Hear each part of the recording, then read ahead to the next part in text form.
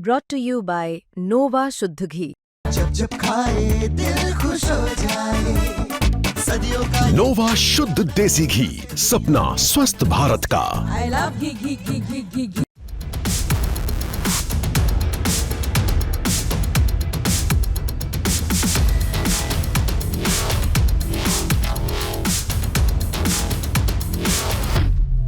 एक तरफ मॉस्को में विदेश मंत्री एस जयशंकर रूसी राष्ट्रपति व्लादिमीर पुतिन से मुलाकात कर रहे थे, तो ठीक उसी समय नई दिल्ली में प्रधानमंत्री मोदी रूस की सिक्योरिटी काउंसिल के सदस्य और पुतिन के सबसे करीबी सलाहकार निकोलाई पेत्रुशेव के साथ बैठक कर रहे थे। एक ही समय पर हुई इन दोनों मुलाकातों ने साफ संदेश दिया है कि भारत रूस के बीच अगले महीने होने वाली पुतिन की दिल्ली यात्रा से पहले बड़े फैसलों की तैयारी चल रही है, क्योंकि इस तरह की बैठकें बहुत कम देखने को मिलती हैं। एक ही वक्त पर दोनों जगह इस तरह की मुलाकात, इससे संकेत मिलता है कि दोनों देशों के बीच बैक चैनल बातचीत बेहद सक्रिय है और आने वाले महीनों के लिए रिश्तों की नई दिशा तय की जा रही है। आपको बता दें, यूक्रेन युद्ध के कारण रूस पर पश्चिमी प्रतिबंधों का दबाव है।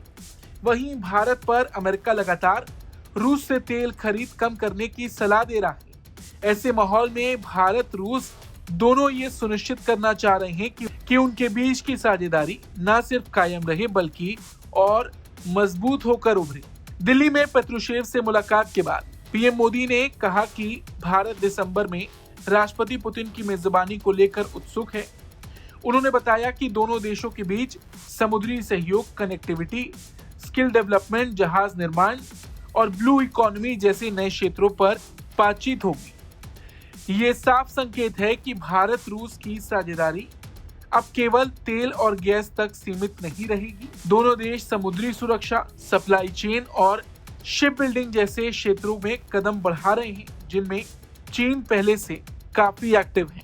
उधर मॉस्को में पुतिन ने जयशंकर का गर्मजोशी से स्वागत किया। जयशंकर ने उन्हें प्रधानमंत्री मोदी की ओर से शुभकामनाएं दी और अगले महीने होने वाले वार्षिक शिखर सम्मेलन की तैयारियों से अवगत भी कराया।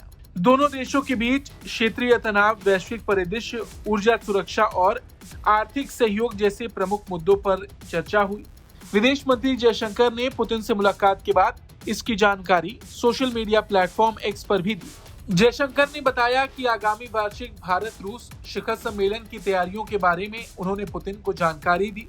साथ ही क्षेत्रीय और वैश्विक मुद्दों पर भी चर्चा हुई। आपको बता दें, पुतिन की भारत यात्रा दिसंबर के पहले सप्ताह में प्रस्तावित है।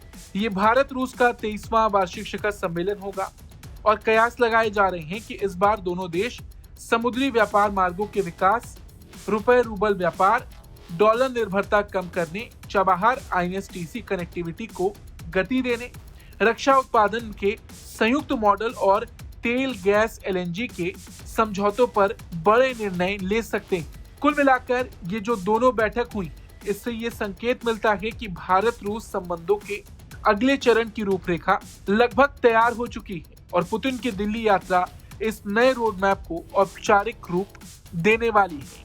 Bureau report, Bharat.